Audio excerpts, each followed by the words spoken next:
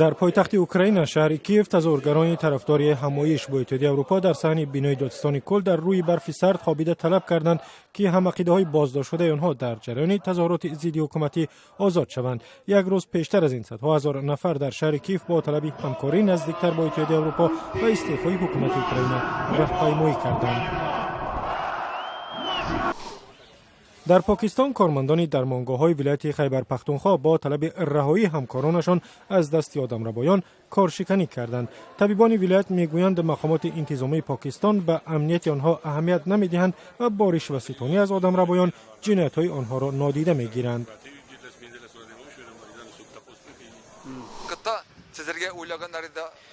در تاتارستان روسیه فعالان سازمان‌های حفظ محیط زیست علیه بنیاد یک نیروگاه برقی اتمی در این جمهوری تظاهرات کردند.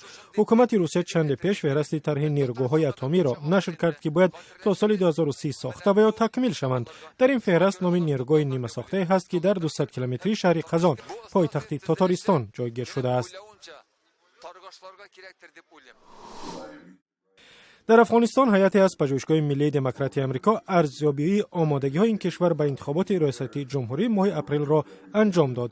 با گفته اعضای این هیئت، سیاستمداران افغان به قدری کافی خوشبین نیستند که انتخابات ریاستی جمهوری در سال آینده شفاف و عادلانه صورت می‌گیرد. تضمین کننده مشروعیت انتخابات سال 2014 در افغانستان است.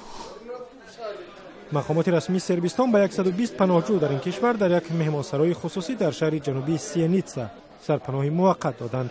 ماه گذشته مقامات سربستان به پناهندگان از خاورمیانه و افریقا در محله در پایتخت کشور پناهگاه پیشنهاد کردند، ولی مردم با مخالفت به این پیشنهاد اعتراض کردند. این پناهجویان در زمستان خنک در خانه‌های نیمه ویرانه و خیمه‌ها در جنگل زندگی می‌کردند.